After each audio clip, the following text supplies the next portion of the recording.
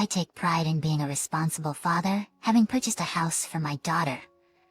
However, my husband, without consulting me, decided to use my money to buy a luxury apartment, and expressed his intention to divorce me if I opposed him, deeming me useless without financial contributions. Reacting to his audacious plan, I swiftly retaliated. Retrieving the divorce papers, I confronted him with my decision. His astonishment was evident, probably not expecting me to have such documents, but this marked the beginning of my true retaliation. My name is Jocelyn Anderson, a 50-year-old office worker who has cherished the French language since my student days. I had been married once, at 23, but my husband passed away 6 months into our marriage due to a tragic traffic accident caused by a drunk driver. Despite receiving a $500,000 insurance payout, no amount of money could bring him back. During my grieving period, a colleague named Ernest Anderson provided solace, eventually becoming my second husband at 25. Despite my past, I vividly remembered my first husband and decided to save the insurance money for emergencies. A year after remarrying Ernest, we welcomed our daughter Christina, who is now living independently and working as an illustrator. While I anticipated relaxation with my husband after the challenges of child-rearing, our relationship began to deteriorate during Christina's senior year of high school. Disagreements arose over her education, as Ernest unilaterally decided on an ideal path for her to attend a prestigious university and secure a future in a large corporation. Though I didn't oppose his early efforts to send Christina to tea and classes in tutoring, our conflict intensified when Christina expressed her desire to attend an art university and pursue a career as an illustrator. Despite her talent, Ernest vehemently opposed her choice, insisting that she attend Princeton University, work in a big company, and lead a conventional office life. Frustrated with his refusal to support our daughter's dreams, I spoke up, asserting that it was Christina's life, and she should be allowed to take a chance on her passion. However, my opposition only fueled his anger, as he believed a child's duty was to fulfill their parents' dreams. He claimed absurdly that if she lives as he says, she'll definitely be happy. Attending a famous university and working in a big corporation doesn't guarantee happiness. I never knew my husband had such biased views. I thought he would eventually understand and support Christina's decision, but I was naive. Despite Christina and me trying to persuade him, it was in vain. A deep rift formed between us. I ended up supporting all of Christina's tuition and living expenses, but Ernest remained dissatisfied, often rumbling complaints. Despite the situation, Christina managed to get into her first choice art university and devoted herself to studying painting. As a result, she landed a job as an illustrator at a certain company and started living alone. Although she sometimes works on weekends and stays up all night for work, she's doing her best energetically. However, Ernest still refuses to acknowledge Christina's job, constantly complaining that all the money spent on tutoring went to waste. He embarrassingly considers her a failure. I thought he might change his mind seeing Christina living independently, but there's no sign of that. Moreover, he's become harsher towards me for supporting Christina. He yells every day about bad cooking or poor cleaning, despite being unable to do housework himself and leaving everything to me. I've come to realize this is his true nature. Ernest probably can't be satisfied unless things go his way. He was kind when Christina obeyed him, but his attitude changed drastically when she said she wanted to be an illustrator. This must be due to his personality. Staying at home has become painful for me, and my workplace has become a place of solace. Fortunately, Ernest and I work in different departments at the same company, so we don't have to see each other. Then, one day a certain opportunity came my way. And that's when I made a significant decision. On such a day, Ernest suddenly said, "I've decided to buy Christina a brand new luxury apartment. She's an important daughter after all. I want her to live in a nice place." I've already handled the procedures at the real estate agency. Despite his apparent disdain for Christina, this sudden change of heart was suspicious. I wondered if he even had the money to buy a luxury apartment. Seeing my reaction, Ernest smirked and said, "Don't worry, you're the one who's going to pay for the apartment. I know about the $500,000 you have from your previous husband's insurance." You can use that to buy it. I'll live in the luxury apartment with Christina, using your money. I've been treated badly by her, so I plan to make full use of her. You and Christina are ultimately my possessions, so just obey me." A fierce anger rose within me. Ernest had decided to buy the apartment just to spite me and Christina. I couldn't understand his thought process at all. Foolishly, he blabbed about his scheme and revealed his plans. Furthermore, I couldn't allow him to use such crucial insurance money for this purpose. I had declared myself a good father for buying my daughter a house, but the ultimatum of divorce if I opposed his extravagant plan was beyond acceptable. The moment I heard this, I retaliated without mercy. I swiftly went to my room and retrieved the divorce papers. "Fine, here are the divorce papers," I declared, thrusting them at my husband. His astonishment was palpable. He likely didn't expect me to have the papers ready. Yet I didn't stop there.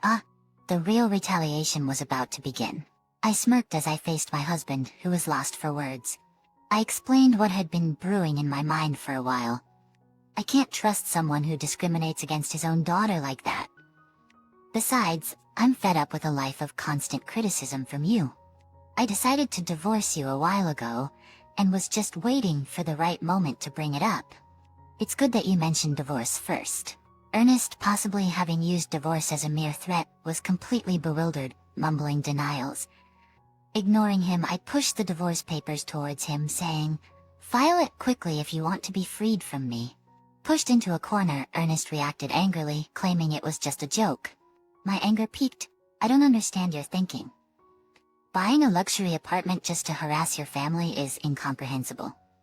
If you say we can't divorce, I can always consult a lawyer." Ernest reluctantly received the divorce papers, angrily protesting, "What do you mean divorce? It was just a joke. I can't believe you're taking it seriously, and even preparing divorce papers."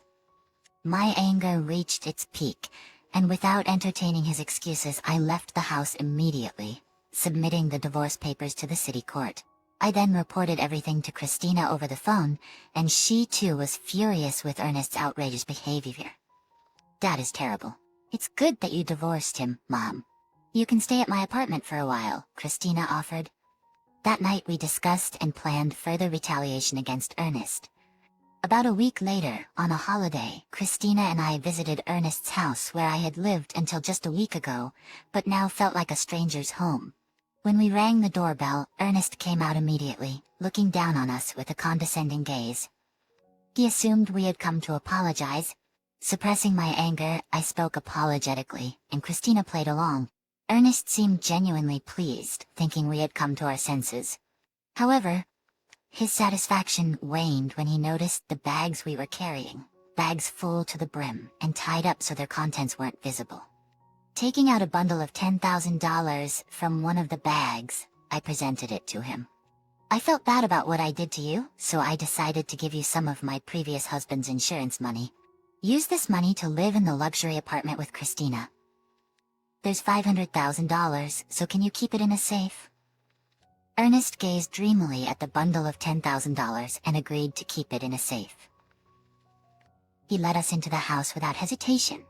Despite it being only a week since I left, the house was in disarray with laundry and garbage strewn about. Ernest was terrible at cleaning and housekeeping. I couldn't help but almost laugh, imagining how Ernest must be struggling to live alone. Christina and I stuffed the bag's contents into the safe, excluding the $10,000. Thankfully, Ernest went to the kitchen to make coffee and didn't see us. After returning to Christina's apartment, I took the bags and went out again. "I'm heading to a new place on my own. Take care, Mom." Christina sent me off with a smile. "I'll contact you once I'm settled. Take care of yourself too." I smiled back and left Christina's apartment. 2 days later, while I was sleeping in my new home, Ernest called me. "Hey, what about the $500,000? There's nothing but trash in the safe." I laughed heartily, thinking he took longer than expected to notice. Ernest had fallen for the trap. The bags mostly contained just paper. I had stuffed them with unnecessary newspapers to make it look like they held $500,000. I had only prepared $110,000 from the bank to make Ernest believe me. I had already deposited that money back into my account, so it was no longer with me. If Ernest had asked to see inside the bags, I planned to show him and tell him that such a good deal couldn't possibly be true. But fooled by just the $10,000, Ernest had been completely deceived. You did terrible things to Christina and me, so I thought it was only fair to retaliate like this. If you want to resent someone, resent your past self, not me, I said. Ernest, looking troubled, started saying something. Okay, I admit I was wrong. Can you come back and live with me? I can't afford the luxury apartment, and I'm struggling with household chores. My house is like a garbage dump right now. I was appalled at his selfish reasoning. I'm not an ATM or your housekeeper. You're an adult, so handle it yourself. Besides, I'm in France right now. I can't return to your place. That's right. I'm currently living in France. This isn't just a vacation. I received an offer for an overseas transfer from my company and decided to accept it. I've always loved French and aspired to work abroad. This overseas transfer was the opportunity that came to me before the divorce. Upon learning about the overseas transfer opportunity from my company, I made the decision to divorce Ernest and start a new life abroad. Living my dream life overseas and escaping from Ernest's influence was like killing two birds with one stone. While Christina was aware of my plans, Ernest remained clueless as I hadn't shared anything with him. When he questioned my absence at the company, I casually dismissed it, emphasizing our now distant and practically estranged relationship.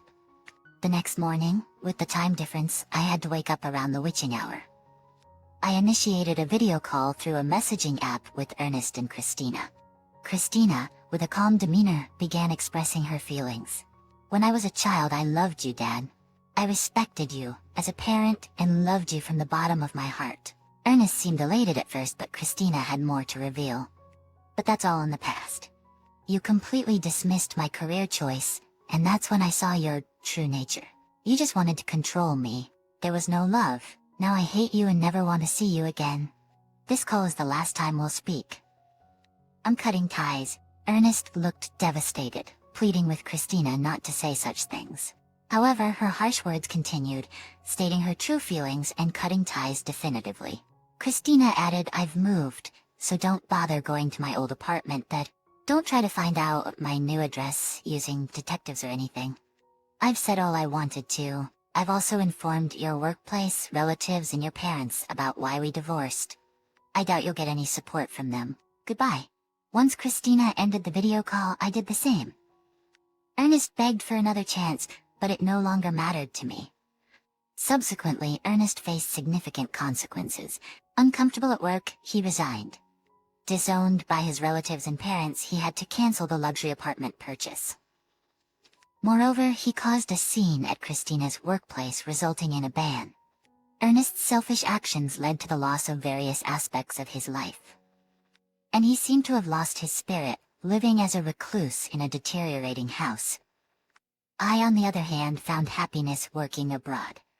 Despite facing cultural barriers, I overcame them through careful communication and enjoyed using my French skills. Meanwhile, Christina thrived as an illustrator handling substantial projects. Both of us started shining in our respective lives, pursuing our passions and finding fulfillment despite the challenges.